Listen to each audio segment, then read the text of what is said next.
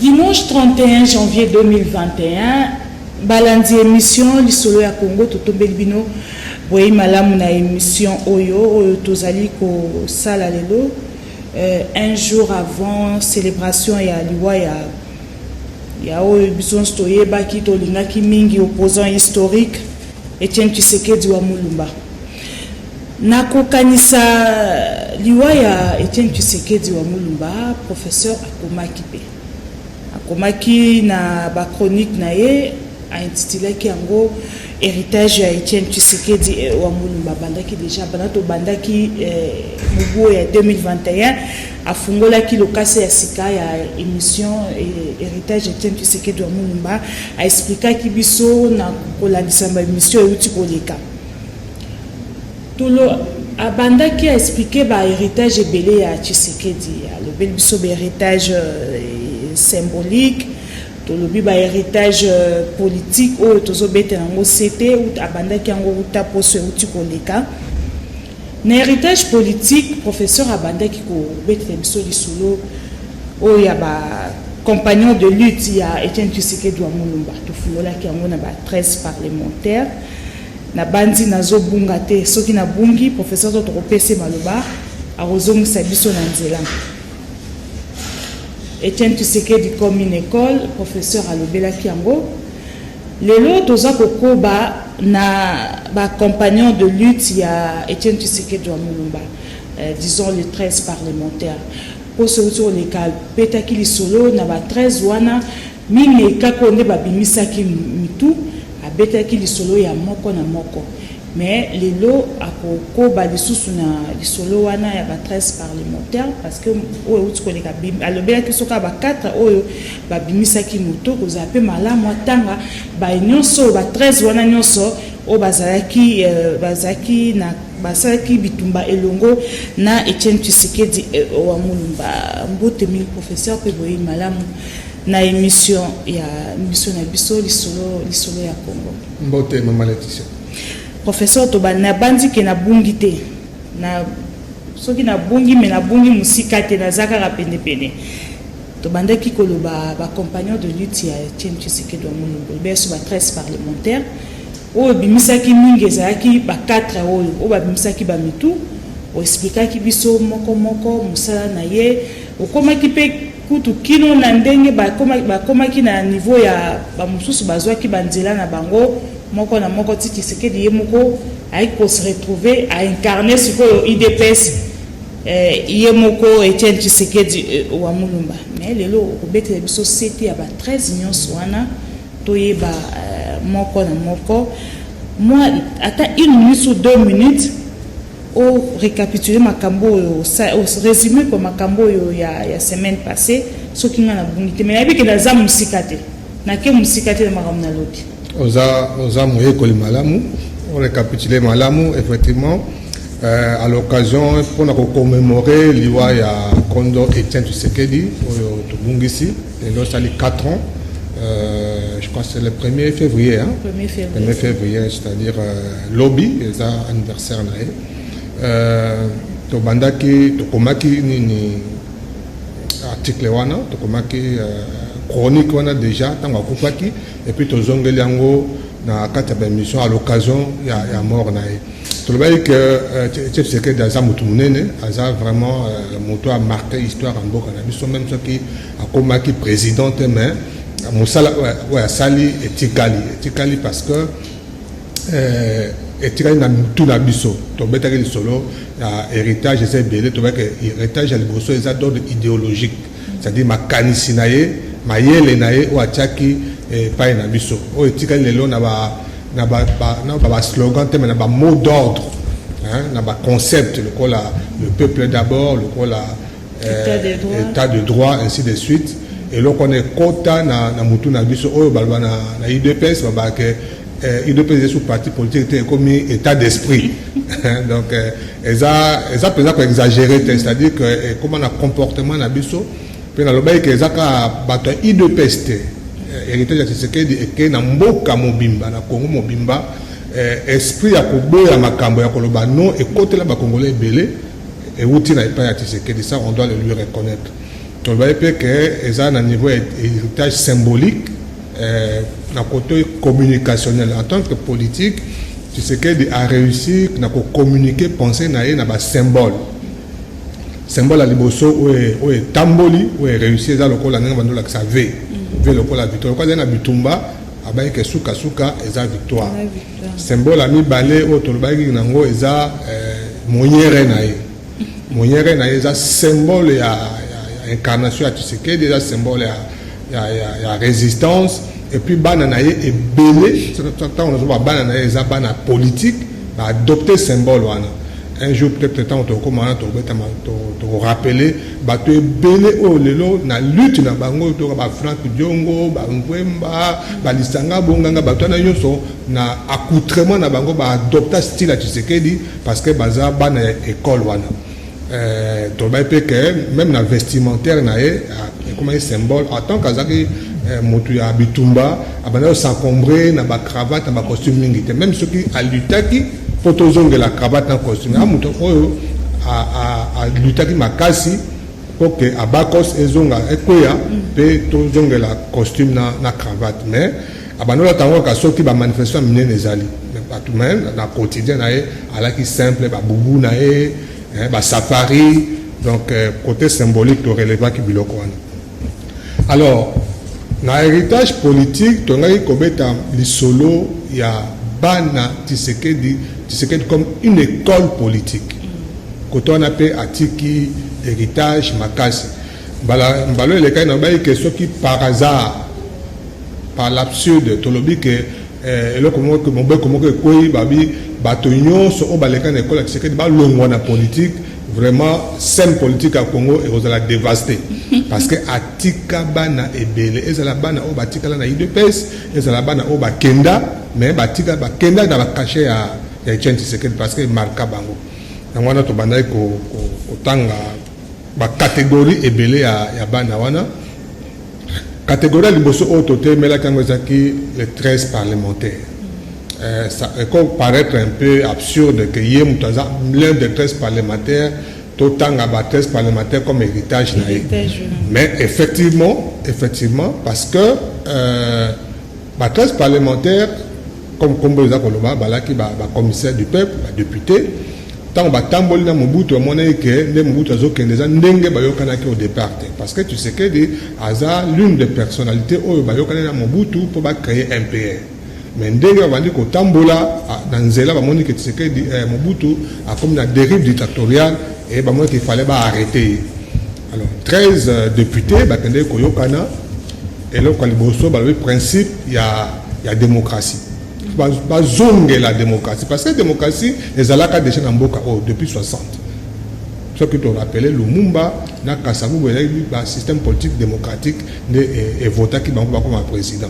En tant Mobutu aye pour la Mobulu nyonso o esalema ki na Congo entre 60 et 65 aye kolobake eza multipartisme ndezo na Mobulu pe ba province ebele na Mobulu tribalisme ndezo na Mobulu alors il faut que ba parti nyonso wana botiaka parti moko au départ bayokana ki ndengwana mais ndenge ba okena ngo amona que Mobutu a comme de plus en plus dictateur alors ba telemi ba bite et donc aliboso il faut zonge la multipartisme zonge la démocratie alors ba yeko former parti na bango Mobutu alingité mais ba s'imposer ba bi olingo lingate to créer parti na biso et puis ba bandi ko fonctionner comme parti politique ba adresser lettre moko na Mobutu je crois c'était le 15 février 1982 comme les Mukanda pour na koyebisa que makambozo ça les a yangote comme les pétitions wana pe à l'occasion ba yebise que d'ailleurs pour créer parti na biso comme on ngo UDPS évidemment Mobutu andima ki yangote a tenir compte nangote on a ezaka parti moko neza ko exister mais bango batie mutu makasi ba bandi ko fonctionner comme parti politique dans l'illégalité la clandestinité mais bandi ko fonctionner fonction paye à bango ya l'état et côté mobulu mingi va perdre la fonction à bango ainsi de suite ezalaki bato ebele eloko ya kitoko ezalaki presque ba restitution à ba province ebele Au moins lelo so ba UDPS au départ ils ont été Kasai. Mais tant que UDPS c'est botama que c'est mamba Kasai té. On au côté déjà. Na côté déjà na 13 parlementaires. Au moins UDPS est comme un été sur la Kasai parce que à la longue tu sais que dans incarna qui ango. Un peu ba Kasai mingi peu ba yaki. Mais au départ ezaki bateau il y a ba province nyonso. La province nyonso. Dans le la fois dernière que tant comme balobai que balingi démocratie et puis à côté comme Mobutu azaki dictateur comme dictateur balinga était créé parti moko comme ça moto dictateur bangaki bango nyonso ba gérer collégialement alors balaki 13 na to parcourir ba 13 wana ezalaki sans tenir compte la préséance même si au liboso babaki qui ba samutu azaneti président qui bat ça vraiment la présidence, c'est un charisme makati. Qui bat ça Maliba, avec Katangé, avec Matata Mingi, avec Matata Mingi, c'était un ancien boxeur. Alors quand on a signé Mogo et Tigala, na boss Mogo de l'eau. Et on a un Freddy qui tout. Sauf que Sili donc moyen était, Katangé, ancien boxeur, avec un Sancho. Donc il y a vraiment un leader charismatique à UDPS. Tokotanga Marcel Yaou, qui est professeur d'université, à Équateur. Ça a été déjà dans Mobutu dès le début, depuis il y a dès le début à Mobutu. Tant Mobutu a eu pouvoir, a eu le coup d'État à 60 pendant au Kabola. Kasavubu, dans le Lumumba, à Bengaki, universitaire. Parmi les universitaires, Yaou a eu un proto dans Louvain. Parce un docteur à Louvain, Benga qui est ministre de la Justice, et puis à Bengi Etienne Tshisekedi, dans l'Ovanium, dans la dernière année, la licence, à Bengi comme ça été vice-ministre de la Justice, et à Liaou. Donc Liaou, Tshisekedi, depuis Kala. Totangi déjà Etienne Tshisekedi Yemoko, Azalagi déjà Wana, Gabriel Kingu. Gabriel Kingu Mwanza Oyo, Ozo Mona Oyo, Matata Oyo, Katanga Oyo. On voit que Katanga est déjà suffisamment représenté dans l'UDPS. Gabriel Kingu est parlementaire Ewana, qui Moko na Bango. Une parenthèse, Ozo Mona, Gabriel Kingu a Kangamina Félix. Et ça, l'un des héritages de l'UDPS. Ozo Mona. Bobi Kingu bien nenga évolué qui na Mobutu nenga évolué qui na Kabila fils nenga évolué qui na ba Katumbi mais lelo oyo mon azongeli moi na Félix Tshisekedi c'est mon fils donc tant que Kingu bunda kawana moi même soki bato azol ba o na landi discours ya Kingu na CPI na ngomingi bato balobi bakata katanga le discours mikolo yo Katanga so tu Félix Asali boye Katanga to comme autonome qui va faire ce bi bino boza sérieux bozu pouvoir depuis 20 ans hein Kabila père et fils 20 ans boza dans moni so ba mo kata Katanga il faut kata Katanga et wana si ko mo kata donc a zongeli esprit na il y a nationaliste il y a UDPS pe a Kangamina na mwana Félix Tshisekedi qui est l'un des héritiers à UDPS à part Kingu wa Kumwanza tozana Vincent Boakel, à Moutabandundu, à l'équipe l'un des grands leaders Rwanda, un grand leader parmi les 13 parlementaires. Bato Bazalaki, Bato Bazalaki Penza, Combo Bazalaki Rwanda, Bato Baïbi histoire à Congo, na période des années 80, Combo et Makas, le cola Dikonda Walumanisha. Wana Zay Combo, ou Evaneso Otegango, Dikonda Walumanisha, donc Mobutu Azopanga. Dit qu'on a Walumanisha Azaï Kassayen et puis Joseph Ngalula Pandangila. Wana Penza Bato Oyo Basukuma ki Mobutu Makasi Perodwana. Même ceux qui vers la fin, Lembaki, Mobutu Abani ko travailler, Bango Bamso Ani ko Zongale Mobutu, mais en tout cas, Basaï Moussa Makasi. Et ça, na Moussousou François Lusangu. Anake Makanda balake belé Isidore Pinga Malobandiba Kanana Lembu balake belé alors ozomona ba mususu na ta kombo na kombo eza penza eyebana ki mingite ba on a tangi liboso neti ba Joseph Ngalula Pantanjila, Dikonda Lumanisha, Vincent Boakem, et ça faisait un grand leader au marqué l'histoire wana ya IDPS na bitumba au bazalaki nangona na Mobutu au bafanisa IDPS. Tolandio na bokebi mingi professeur. Le 15 février bakomeli Mobutu 82 so na bongité bakomeli Mobutu ba annoncer na kati ya mukanda wana création ya IDPS wana bazaka bango nyonso na 13 wana 4 wana babandi babimi na nute wana 4 babimi te wana bazoko bakaka kotambola elongo bango nyonso baotambola bango nyonso mais est-il que ça organisation idée zalaki que bazala bango nyonso na collège mais ekosimba te mutu na charisme na ye mutu na mutu pe azala il fallait peu qu'on structurer parti au début bayokana que Kibasa Maliba azala président pe bazala vice-président Kibasa Maliba azala président vice-président le la Marcel Yaou le la je crois Ngalula c'est un des vice-présidents et ainsi de suite. Tu sais que à la qui fonctionne à Suma qui a liboso là qui secrétaire général chargé de l'organisation. Là qui secrétaire général. Alors au fur et à mesure bazo kende na ndenge ya ki charisme, na ndenge ya présence na combat de paix, na média, na bato ba sa makambo minei ba bimisa ki mutu. Na ba la fa dernière. Ezaki Marcel Yaou, Kibasa Maliba, Vincent Boakem et Étienne Tshisekedi. Sotali na ba image à période dans le monde que mingi bazalaki pour ce que ça une tike ba ça ba déclaration moi ba te ma très exacte moi ba o wana de on ko bima pe bango bazaki plus présent bango na bimisa mutu to hôtel manate parce que so expliquer ki biso yango na ndenge ba tambolaki na ndenge ba komai ko kabwana o ya kengambo titi Tshisekedi atikalaki iye moko ce qu'on va qui ça sur fils fondateur. Alors, tant que fils fondateur wana banane. Le fils des fondateurs, hein, héritier. Au moins tant que tu vois makamba. Donc c'est tout comme ça si ban ya 13 parlementaire. Ban ya 13 parlementaire.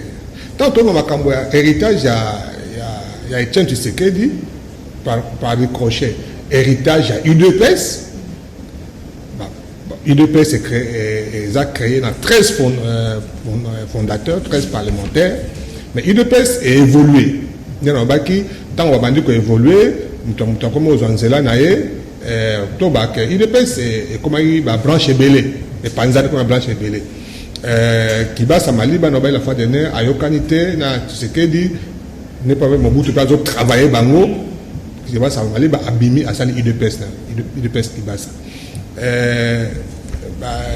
Liaou peut a équipé d'accord tel sous à Kenya mais a tali parti à Kenya était il de peste Mwakem atikalaki mingi na Tshisekedi mais a comment Kolemba pour ma santé tout ça là qui sont plus présentés non et finalement donc UDPS o atikalaki ma casse période wana vers le début des années 90 et à qui o ya Tshisekedi o atikalaki gardien du temple.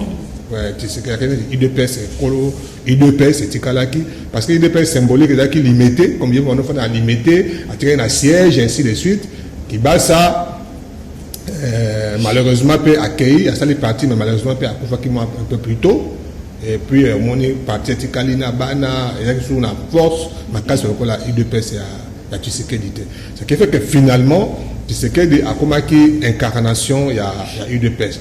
Dans le pays que 13 d'autres parlementaires parmi les 13 à part leader on a Moutou bango batikala ikaka puis implicitement bandima qui leadership ya Etienne bandima qui était Etienne a organisé comme makambo azoka leadership finalement Etienne a comme pratiquement président ce qui n'était pas le cas au début.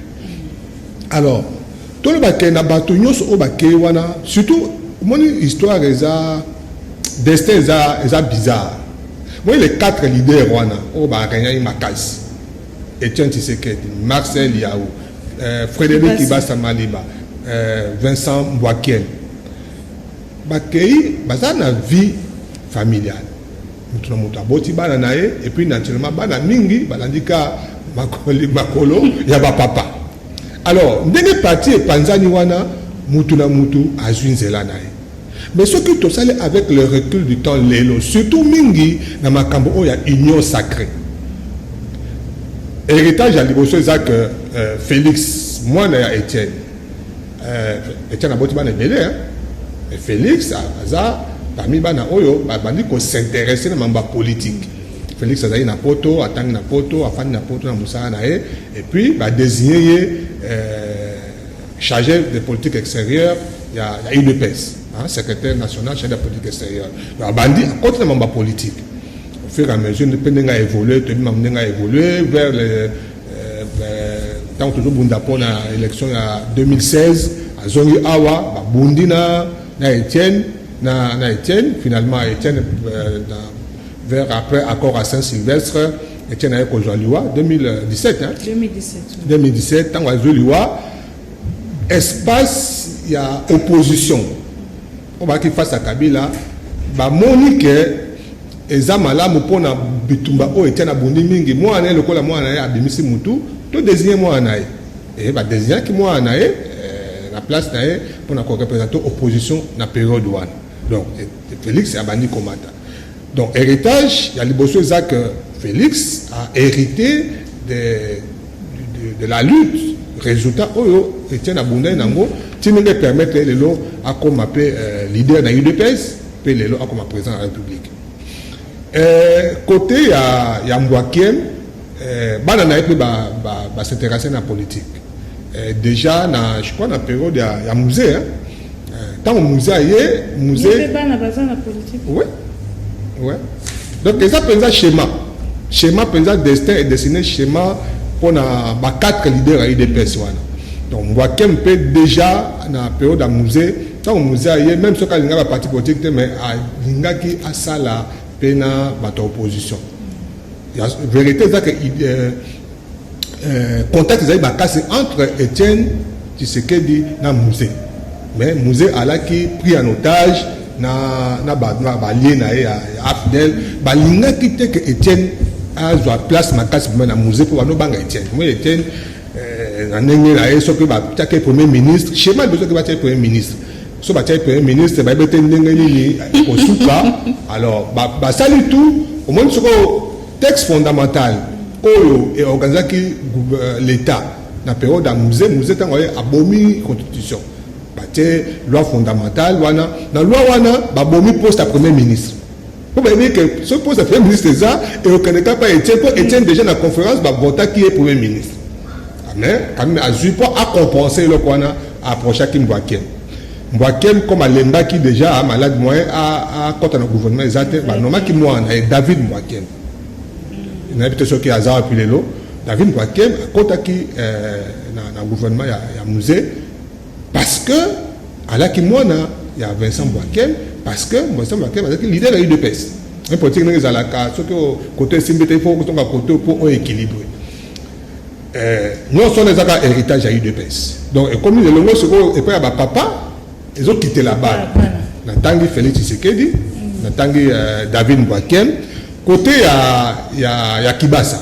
Au moment où il est là, le gouvernement, il y a Ilukamba, il y avait un Kibasa, Augustin Kibasa, un ministre, je crois, il a pété. Pétentique. Il a pétentique. Donc, nous avons que UDPS et Kabwana qui va s'acquérir dans l'UDPS, moi, on a continué à entretenir parti. Dans le cadre, on a avec, comme on a été proche de Kabila à l'époque, côté dans le gouvernement, il y a Ilukamba. Côté Marcel Yaou, moi, on a Jean-Pierre Yaou, à Bundipe, à Bimisi Moutou. À côté de la politique, à Bundi, à FCC, à Bundi, à côté de la politique, dans le cabinet, à qui d'abord.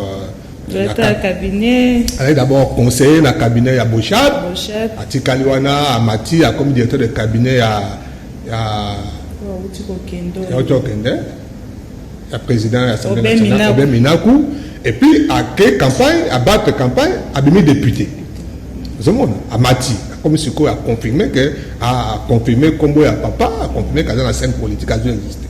Alors, et là et tini ngana bete le solo monique ironie du sort kotoyo Félix Amati mon Étienne a comme président.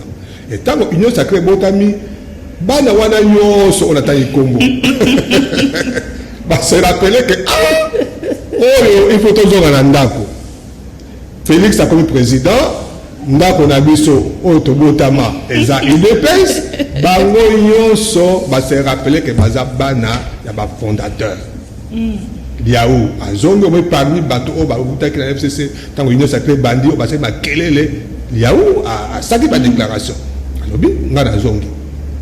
Ba yambiye a bosani ko banga zate makambo ya FCC wana donc tale soute akena ya zongi ndako. Qui va s'appeler à Zongi na Union Sacrée. Et puis, Toyoka qui n'enge combat Tamboli, qui est candidat président à l'Assemblée nationale. Donc, même ceux qui les lots, candidature déjà déposé, candidature n'a pas retiré en faveur de Batumsous, mais est-il que, au moins, a la place dans l'espace. Donc, héritage, exact, sur le plan politique, côté 13 parlementaires, l'héritage a été assuré. L'héritage a été assuré. Et outil n'a pas papa, 13 parlementaires. Ça les preuves na bango, ça les politiques, marketing na bango. Le comme tout y a bana na bango, bana pe mais tata na bango tu vas attendre en action Gabriel Kyung, il y a autres tikata. Oui, Kyung il y a mokitanezat azate. Bon, peut-être tanga ko kende. To boyeba. Mais eza politique est-il que na génération wana aza quand même rare oyo à tenir hein, parce que eza peka ka makambo ya aura politique de makambo santé et puis makambo santé mingi ba kufi maladie tout ça âge tout ça kufi mais il atikali à résister mais loko kitoko eza que malgré à Kenda et pas à Mobutu malgré à Kenda pas à Kabila mais elle moko ba kanisi que il faut qu'on maintenir flamme. Il y a UDPS, Aza la partie naïe, Aza la UDPS, Aza la partie naïe, mais Aza se retrouver qu'Aza proche à UDPS, notamment proche à Félix Tshisekedi. Professeur, à part que ça qui sont appelés journalistes, est-ce que ça qui va recherche pour tikala ou pour faire 13 parlementaires tikala, est-ce que Moussou Souane va s'accrocher en fille? Basé sur Mingité, Moussou Souane au Koufa Kala Mingité. Mais je me rappelle quand on a prestation de serment, il y a Félix Tshisekedi comme président de la République. 13 parlementaires qui représenté. Je crois que moi, je crois que c'est question qu'on remonter. Le coup là, on a dit qu'on reconstitue une liste de quels ils sont devenus. 13 parlementaires. L'IAO, moi, semaine où tu collectes. Moi, mouvement Mukesa Maï na kati ya politique, candidat favori à chef de l'État. Bango nyonso ndenge na kolanda yo koloba. Bango nyonso bazongi na ndako. Boko mo ateke no bakomi moi kotambola so ndenge moko te. Na kopaya kotande mo na nani? Na ndeko na bango Félix. Non. Parce que kito kitana na mosala ba papa batikela ki biso soto ye longo. Mais au fait Félix a pris bango occasion ya kitoko po bazonga na ndako. Tango créer Union Sacrée à Beleli. Alors bi batu nyonso oyo ba na posa to tonga Congo ensemble parce que tu échoué pendant 2 ans oyo na FCC cash baya. Bango ba se sentir que bon bato alboso ba ko ya biso. Hein? Des opportunités quand même. Les opportunités pour capitaliser l'héritage Nabango. Parce qu'au-delà de tout, ils appellent héritage familial. Tout le monde appelle que héritage familial.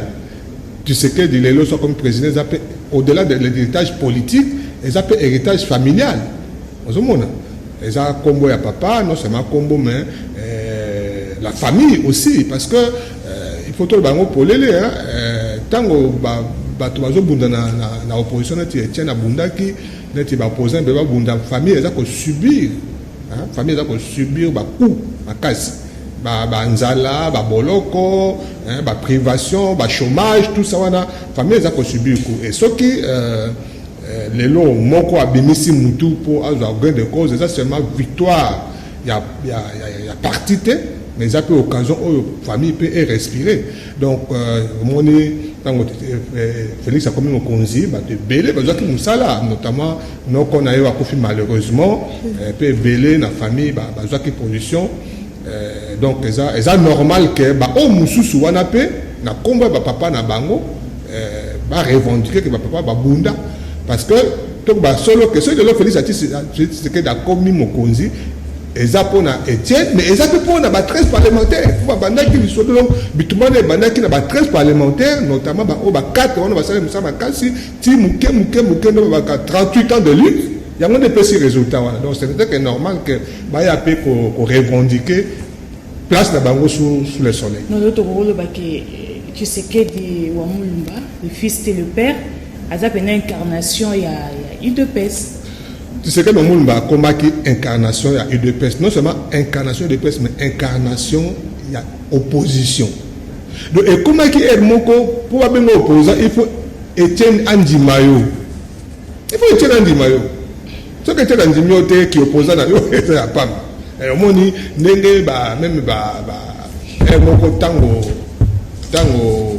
nani Kamere alongo akabona na Kabila donc une opposition à s'approcher na Étienne Makasi pour à confirmer il faut Étienne a comment qu'il est blanchisserie ce que Étienne a mis ce qu'elle mettait donc c'était la tangi comme on a ce qu'on s'affichait na Étienne qui opposant na ba bien que aux en comme ta pouvoir donc comment à incarner qui pensa opposition lobby le 1er février 4 ans Ekoki déjà ou ta Etienne Tshisekedi Mulumba atika kibiso est-ce que vous en tant que tozolo bela ba héritage ya Etienne Tshisekedi Mulumba en tant que molakisi journaliste et le nini yo so bongisi pona mokola lobby bon lobby babenga na ba émission ebele hein na lundi nous avons une émission par-ci par-là déjà la émission Autosali Oyo et ça déjà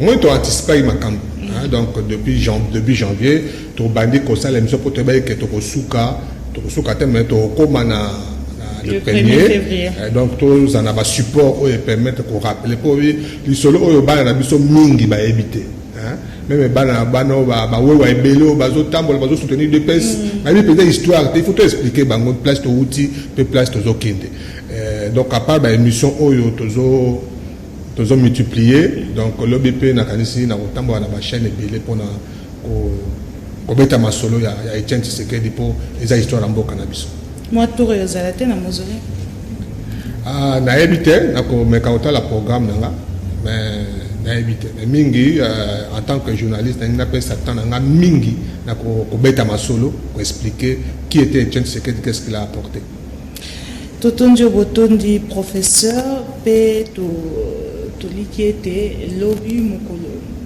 soki ngonga ekopesa mendengo lobby peut-être équipe ya lisolo ya Congo ce possibilité kozala to accompagner ta professeur ici quand on se kokende juste pour ko commémorer le date wana ya liwa ya Etienne Tshisekedi wa Mulumba oyo akome ko incarner des professeurs à lobby opposition na kati ya mboka na biso émission esili lelo spona lelo esuki awa mais nako rappeler likambo moko oyo téléspectateur moko komela kibiso à lobby boye professeur. Est-ce que vous avez la malamu? Je pense que c'est déjà professeur à l'Obakiango. Est-ce que vous avez la malamu? Bah, émission au Tozosala ou soit qu'on réduise que nous limbo na posa na malamu. Koko misango mikuse ko tiaka kango na ba rubrique afin que bango pe place bazali ba récupéraka et vendre na ba téléphone et puis ce que nazo limbo la openenga lobaki et vendre na ba téléphone na bango déjà na kanisi émission eza na page Facebook ezoka na YouTube c'est plus facile. Sauf que déjà dans YouTube, c'est plus facile à télécharger. Et ça peut bien que l'émission, ça m'a limité à 30, 40 minutes.